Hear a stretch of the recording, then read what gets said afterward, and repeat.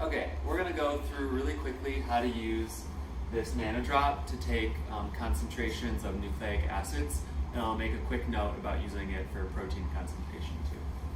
So, what we do is we open this Nanodrop software, and all of our computers on the other Nanodrops have a similar software that you can open. While it's doing that, what I like to do is take a clean Kim wipe and just make sure on this little sample pedestal here that there's no extra sort of residue.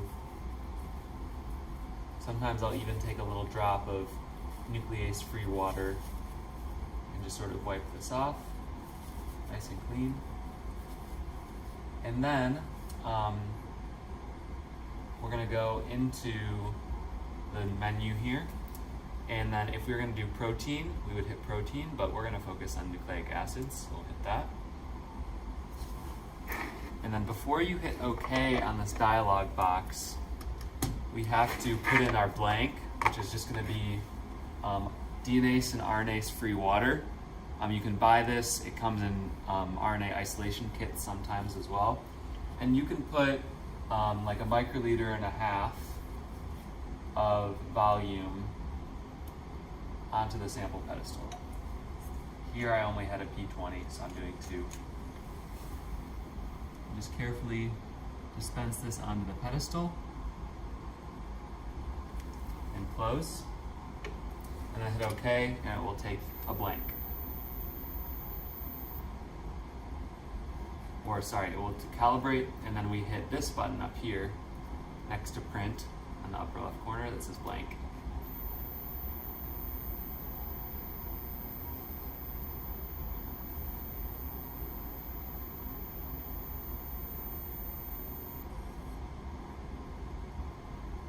Great.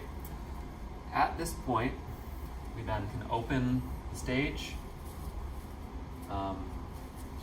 take our Kim wipe and wipe off all the extra water that's left.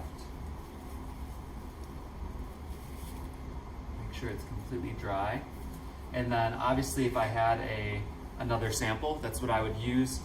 Today I don't have samples, so I'm just going to take a fresh pipette tip and pretend that I am going into a sample, but I'm just going to use more water here.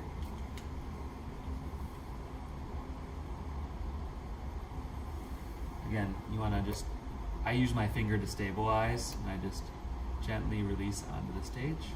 Leave a little droplet. If you're doing a bunch of samples, change your pipette tip. Close. And now that we've blanked, we can hit measure, and you can see add to report is selected. It will start to, as you do multiple samples, it will put them all into a report for you. There's a few different options through here. So this is going to come out with a concentration probably of 0 because there's nothing in it. It's going to prompt us to save. Just going to save this as a test. You can see there's nothing here basically, but currently we have it set to DNA. You can also change this to RNA when you take the reading, but we read at DNA. And so let's just for the sake of it, let's go to RNA, and we can just measure again. So you want to set that before you take your sample. And you'll see that it gives you the concentration in whatever unit you pick, as well as the this ratio, these ratio numbers, which will give you a hint as to the purity, especially for RNA, whether if it's close to a certain number, it means that there is not DNA contamination. As you can see, it saves all of these results down here. So I have the first time I read DNA, and you can see it has the ratio, the 260 to 280, and also the concentration. And then when I switch to RNA, it has the sample type. It also has the concentration over here. When you're done, you can print or save your report however you want. Most people take these into a lab notebook just by hand, but save your workbook, and then you'll want to open the stage again, clean everything off,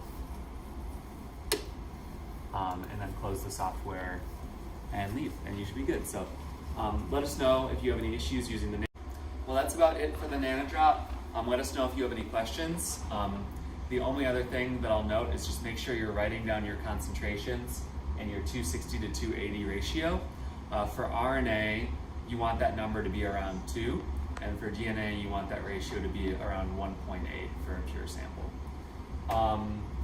You can also measure protein on this thing, but that's more for pure protein if you're doing protein purification, because it takes the absorbance, and then you also need to divide your value by the extinction coefficient of the protein you're working with when you're calculating the concentration. So the software will not calculate a concentration for you, it'll just give you the absorbance, and then I think at 280 you need to divide that absorbance by the extinction coefficient to get the estimated protein concentration if you're purifying protein.